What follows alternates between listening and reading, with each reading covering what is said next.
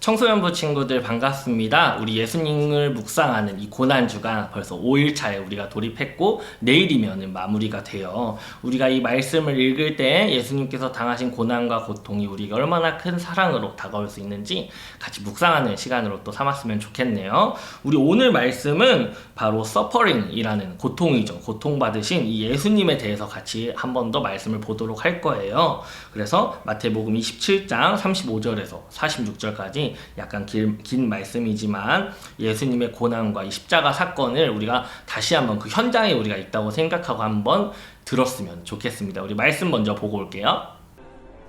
그의 옷을 벗기고 홍포를 입히며 가시관을 엮어 그 머리에 씌우고 갈대를 그 오른손에 들리고 그 앞에서 무릎을 꿇고 희롱하여 이르되 유대인의 왕이여 평안할지어다. 그에게 침 뱉고 갈대를 빼앗아 그의 머리를 치더라. 희롱을 당한 후 홍포를 벗기고 도로 그의 옷을 입혀 십자가에 못 박으려고 끌고 나가니라. 나가다가 시몬이란 구레네 사람을 만나매 그에게 예수의 십자가를 억지로 지어가게 하였더라. 골고다 즉 해골의 곳이라는 곳에 이르러 쓸개탄 포도주를 예수께 주어 마시게 하려 하였더니 예수께서 맛보시고 마시고자 하지 아니하시더라. 그들이 예수를 십자가에 못 박은 후에 그 옷을 제비 뽑아 나누고 거기 앉아 지키더라. 그 머리 위에 이는 유대인의 왕 예수라 쓴 죄패를 붙였더라. 이때 예수와 함께 강도 둘이 십자가에 못 박히니 하나는 우편에 하나는 좌편에 있더라.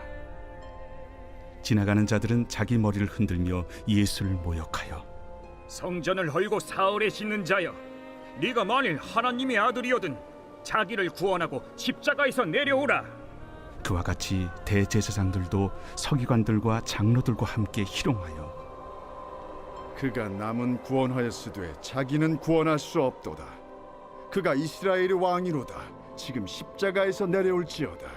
그리하면 우리가 믿겠노라. 그가 하나님을 신뢰하니 하나님이 원하시면 이제 그를 구원하실지라. 그의 말이 나는 하나님의 아들이라 하였도다.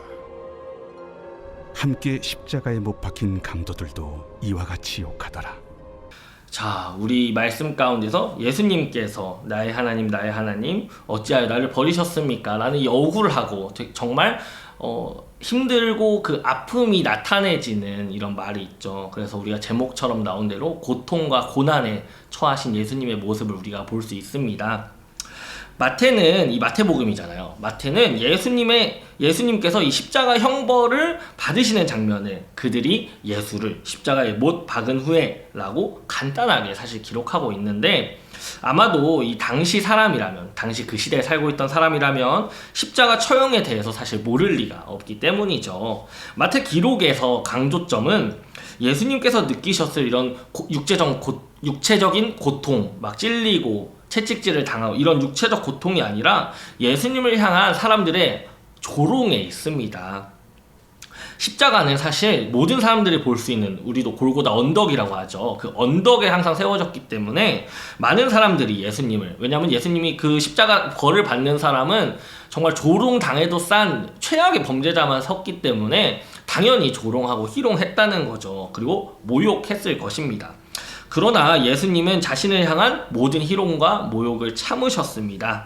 아들이 그 아버지의 뜻이 순종하는 것만이 예수님께서 해야 할 길이신 것을 아셨기 때문이죠. 하지만 나의 하나님 어찌하여 나를 버리셨나이까? 라는 이 외침은 세상의 죄를 대신 짊어진 메시아의 인간적인 정말 고뇌와 고통이 느껴지는 부분입니다. 이때가 예수님이 하나님을 아버지로 부르지 않는 유일한 때로 일시적이지만 세상의 죄를 자기 몸에 짊어진 순간에 하나님으로부터 끊어졌음을 보여주고 있습니다. 예수님은 이 영원이라는 시간 동안 경험해보지 못한 하나님과의 단절이라는 고통과 고난을 당하신 거예요. 그래서 육체적인 고통만이 중요한 것이 아니라 인간으로서 가장 최악의 고통이 뭐라는 걸까요? 하나님과 끊어지는 것이라는 것을 예수님을 통해서 우리가 볼 수 있다는 거죠.